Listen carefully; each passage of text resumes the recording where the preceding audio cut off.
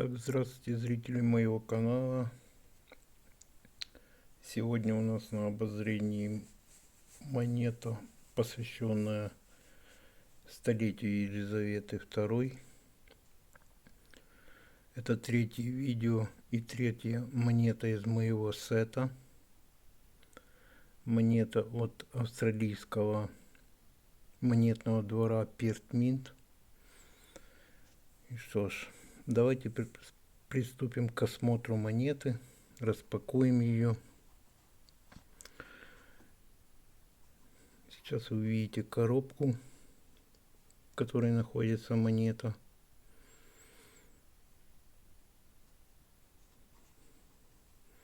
Давайте распакуем.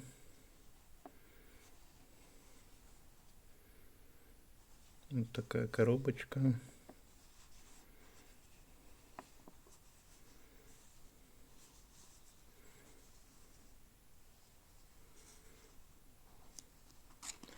Так, распакуем, посмотрим, что же в середине.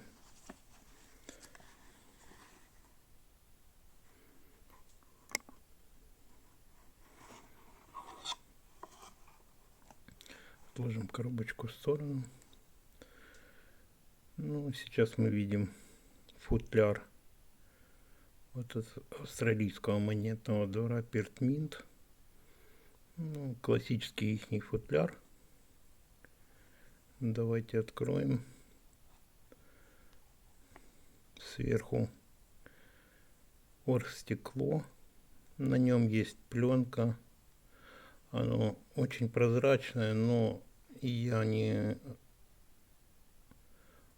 срывал пленки для сохранности футляра, чтобы не было царапин. Классический футляр от Перт Минта. В середине находится сертификат подлинности. Выполнен в том же стиле, что и верхняя коробка. Давайте откроем, посмотрим, что там находится, что у нас есть. Ну, тут описание монеты. Чуть позже я вам расскажу, что здесь написано. Немножко истории. Что еще на сертификате имеется. Итак.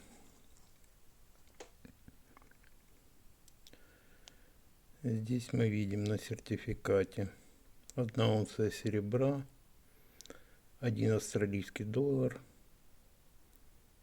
проба серебра 4 девятки, 1 унция, размер монеты 40,9 миллиметра, толщина 3,5 миллиметра и общий тираж монеты 7000 штук. Порядковый номер монеты 1671. Но замечу, что 7000 выпущено, а в футляре выпущено только 5000 штук. Остальные 2000 штук будет в наборе из 3 монет. Дизайнер монеты Наташа Мюль. Короткая информация о том, что здесь есть. Отложим в сторону сертификат и перейдем к нашей монете.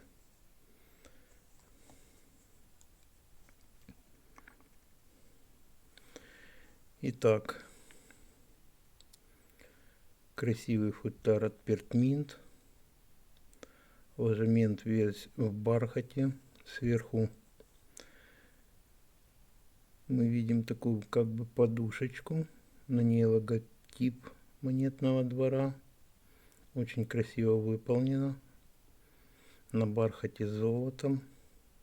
Приятно видеть. Давайте уберем теперь подушечку. Вот видите, такая вот подушечка.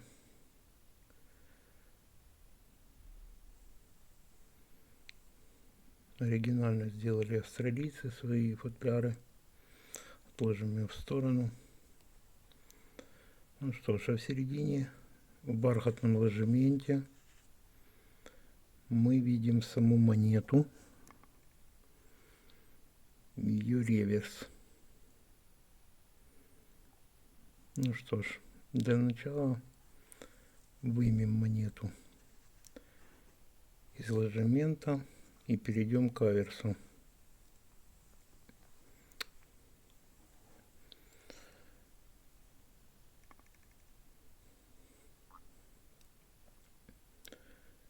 Ну что ж, что мы видим на аверсе?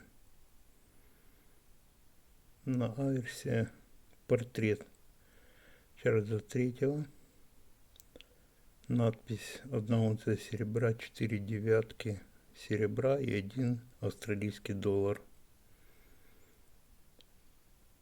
Портрет выполнен Дэном Торном. Под портретом можно рассмотреть его инициалы. Портрет очень детализированный также. Австралийцы постарались детализировать портрет. Мы видим каждый волосок, фактуру кожи. Все выполнено очень красиво. Ну что ж, теперь перейдем к реверсу монеты. Гурт монеты ребристый, вы видите сами, обычный классический. Перейдем к реверсу.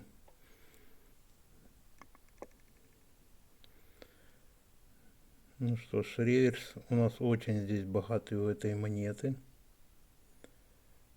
Дизайн реверса, еще раз напомню, Наташи Мюль.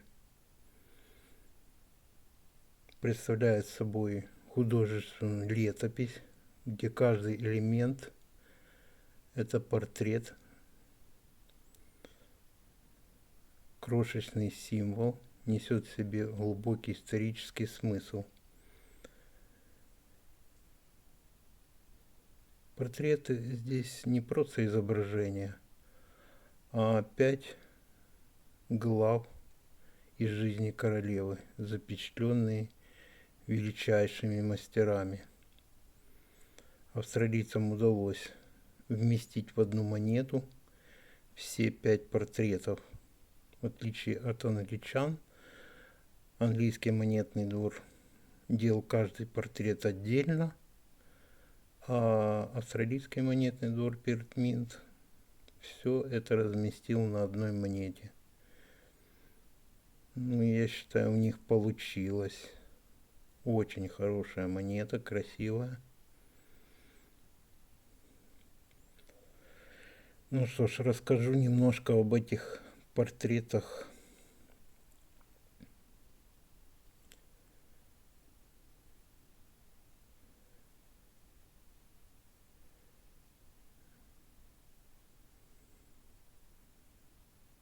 Итак, в центре у нас находится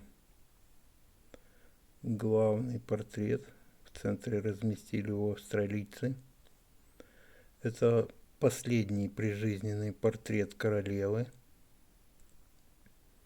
Выполнен он Джоди Кларком. Использовался он на монетах с 2019 по 2022 год. Это последний прижизненный портрет. Он объединяет величие первых лет и мудрость финала, создавая итоговый памятник великому столетию правления. Итак, рассмотрим дальше монету.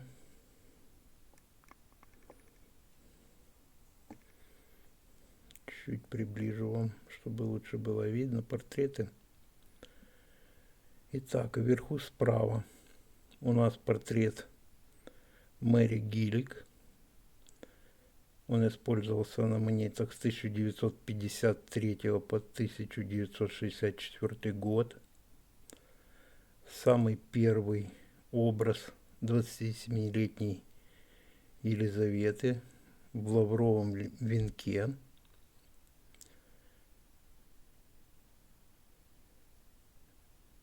Он символизирует начало новой елизаветинской эры после Второй мировой войны. Он находится справа вверху. Второй портрет внизу справа, под этим же портретом. Это самый популярный портрет английской королевы. Выполнен он Арнольдом Мачином. Эти портреты использовались на монетах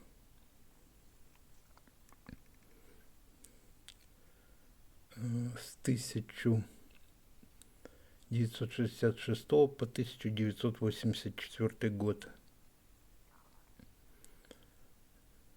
Самый популярный профиль королевы в тиаре. Эта тиара была подарена королевской семье девушками Великобритании и Северной Ирландии. Это символ рассвета монархии, уверенности и классического британского изящества.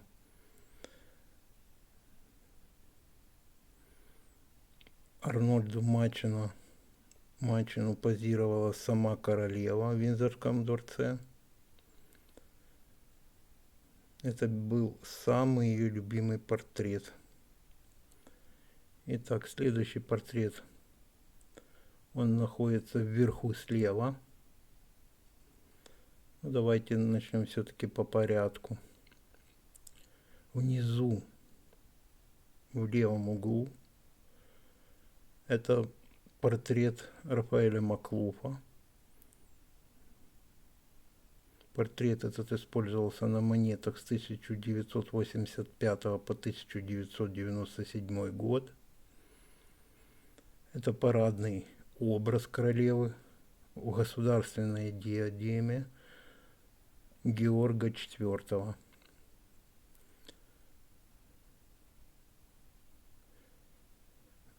На этом портрете королева представлена как незыблемый институт власти, торжественный и неподвластный времени. И последний портрет — это вверху слева. Это Иэн Рэнк Бродли. Эти портреты на монетах использовались с 1998 по 2018 год.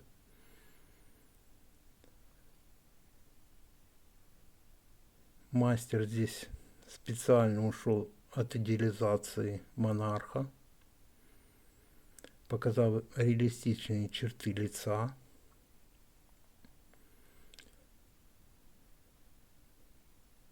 Это портрет, как его называли, бабушки нации, чей это портрет основан на железной воле и колоссальном жизненном опыте. Ну и в центре это последний портрет монарха. Выполнил его Джоди Кларк. Он находится в центре. Финальный мемориальный портрет. Последний прижизненный портрет. Он объединяет величие первых лет и мудрость финала, создавая итоговый памятник великому столетию. В одной монете объединены все 5 портретов королевы, которые использовались на монетах Австралии, Содружества, Канады и Великобритании. Еще также тут мы видим королевские регалии. Вы можете каждый портрет, вы видите, обрамлен золотой акацией Австралии. Это символ Австралии.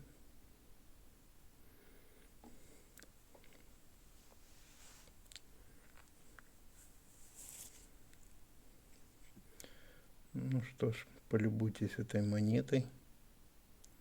Каждый портрет выполнен очень красиво.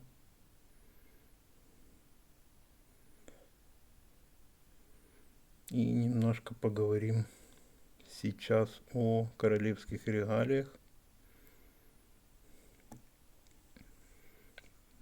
Положим монету в ложемент.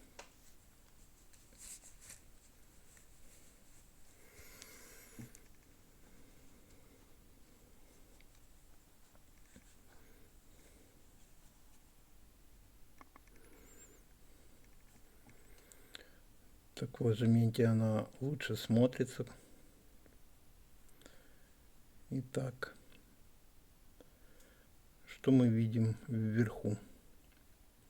Это корона святого Эдуарда, высшая святыня империи. В реальности она весит более 2 килограмм чистого золота. Это символ самого акта венчания на царство и божественного права монарха. Если я не ошибаюсь, королева ее одевала 1 или 2 раза только за всю свою жизнь. Она была очень тяжелая. Ну что ж, теперь справа. Это государственная держава.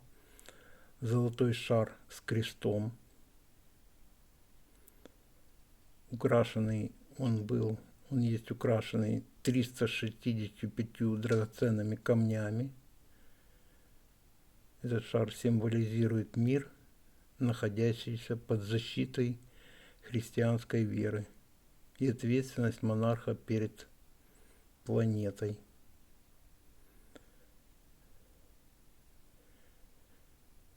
Слева центрального портрета мы видим скипетр государя с крестом, олицетворение земной власти, закона и правосудия.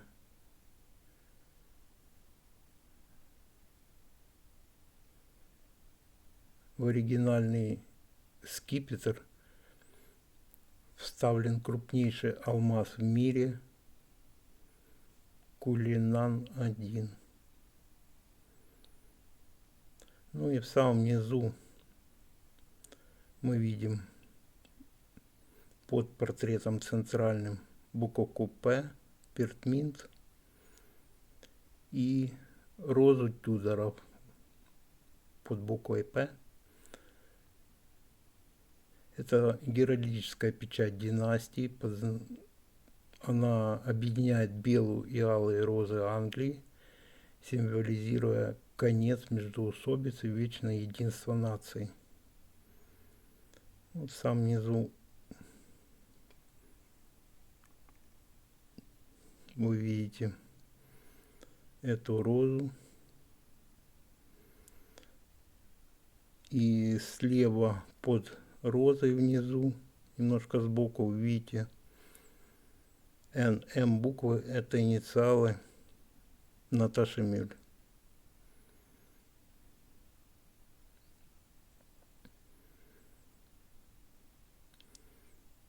Ну что ж, опустим монету. Что хочется сказать в целом о монете? Монета очень красивая. Австралийцы охватили все 5 портретов в одной монете. Это очень хорошо. Вам не придется покупать каждый портрет по отдельности. Все портреты, даже маленькие, очень хорошо детализированы. И вообще монета очень хорошо детализирована.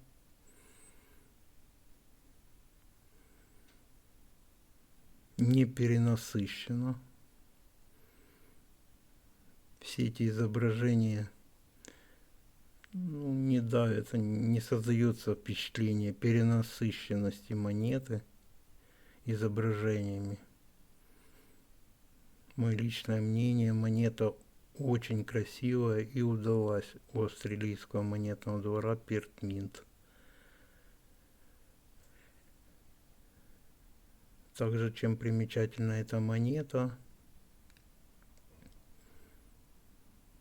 здесь опять-таки изображены два монарха на одной монете. Это Чарльз III, портрет Дэна Торна, и 5 портретов от великих художников и дизайнеров,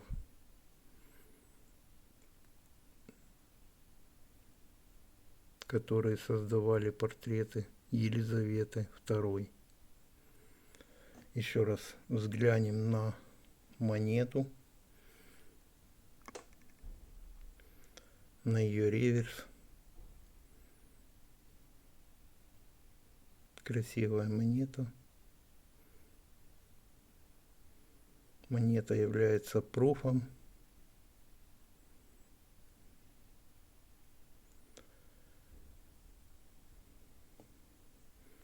Ну что ж, я надеюсь, вам всем понравился этот обзор. Это третий обзор по моему сету из 4 монет, которые посвящены Елизавете II.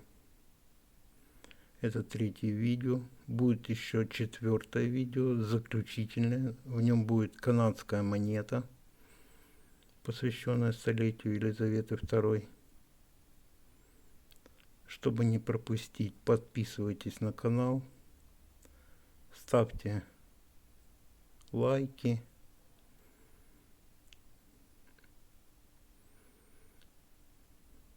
Впереди нас ждет еще много интересных монет. Ну что ж, не буду затягивать видео. Всем удачи!